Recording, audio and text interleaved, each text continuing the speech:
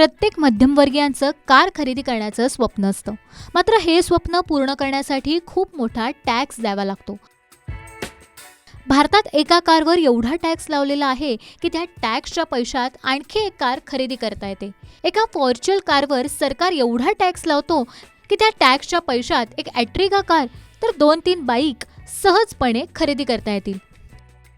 तुम्हाला कल्पना आलीच असेल की कारवरील टॅक्सच्या रूपात काय काय खरेदी करता येते. प्रत्येक व्यक्तीला कार खरेदी करण्याची इच्छा असते, मात्र त्या कारवर किती टॅक्स भरावा लागतो याची कोणालाच माहिती नसते. कारवरील टॅक्सबाबत फक्त सामान्य नागरिकच आक्षेप घेत नाहीत, तर कार कंपन्यांसाठी देखील टॅक्स ही एक डोकेदुखी बनली आहे. भारतात कारच्या मार्केटमध्ये मारुतीला बोलबाला आहे. देशात सर्वाधिक कार मारुती कंपनीची विकली जातात. मारुती सुझुकीचे चेअरमन RC भार्गव यांनी कारवरील टॅक्स कमी करण्याची मागणी केली आहे. सर्वच प्रकारच्या कारवर एकाच प्रकारचा टॅक्स ऑटो इंडस्ट्रीच्या वाढीसाठी हानिकारक असल्याचं भार्गव यांचं म्हणणं आहे.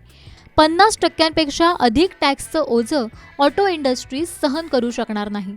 हे समजून सांगण्यासाठी त्यांनी जपान आणि युरोपचं उदाहरण भार्गव यांनी दिलंय.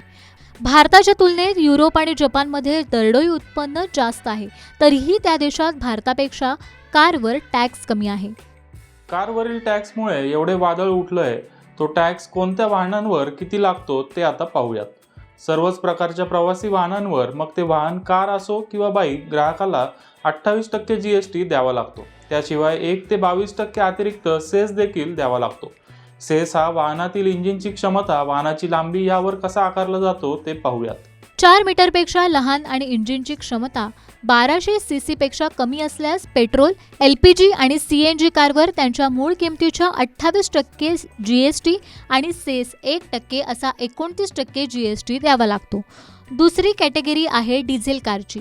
4 मीटरपेक्षा लहान आणि 1500 cc पेक्षा कमी क्षमता असलेल्या इंजिनच्या डिझेल कारवर 28% GST आणि 3% सेस असा 31% टॅक्स लागतो.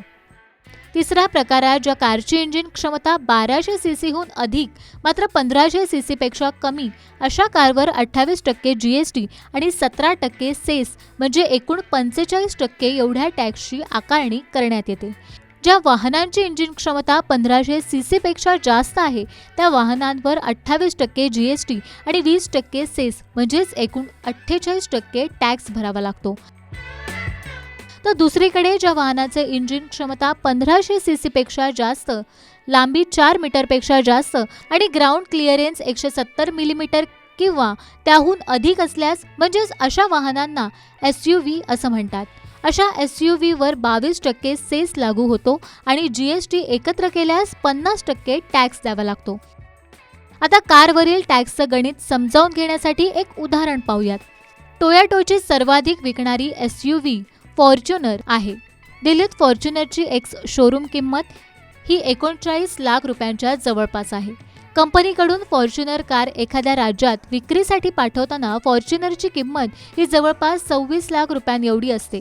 मात्र 28% GST आणि 22% सेसनंतर फॉर्च्युनरची एक्स शोरूम किंमत 39 लाख रुपयांच्या जवळपास पोहोचते. या टॅक्स शिवाय RTO, insurance, green cess, TCS इन्शुरन्सवर टॅक्ससह फॉर्च्युनरची ऑन रोड किंमत 47 लाख रुपयांपर्यंत जाते. याचाच अर्थ वाहनांच्या किमतीत 50% अधिक हा टॅक्स असतो. टॅक्समधील सर्व उत्पन्न हे सरकार आणि त्यांच्या इतर विभागाकडे महसूलच्या रूपात जमा होतं. कि ये गाड़ी जो मैन्युफैक्चरर के यहां से निकलती है वो 27 लाख रुपए की निकलती है और उसके ऊपर 14 लाख रुपए के लगभग GST का टैक्स आ जाता है जो सरकार सेंट्रल गवर्नमेंट लेती है, जिसको वो डिवाइड करती है स्टेट्स और सेंट्रल के बीच में. तो 14 लाख रुपए ये टैक्स लगता है.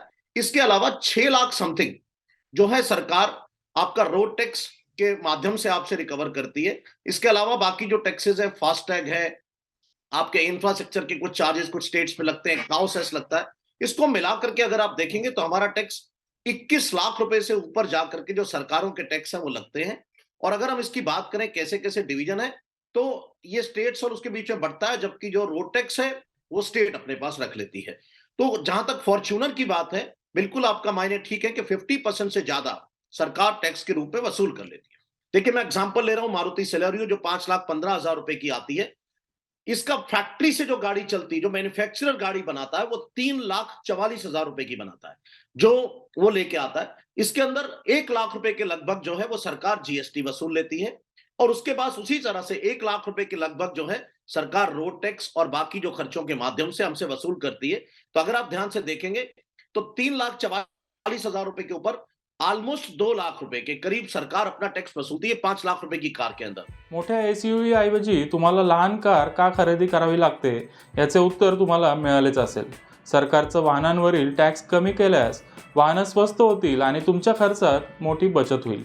या पैशाचा वापर तुम्ही एखादी SUV खरेदी करण्यासाठी किंवा एखाद्या चांगल्या ठिकाणी गुंतवणूक करण्यासाठी करू शकता.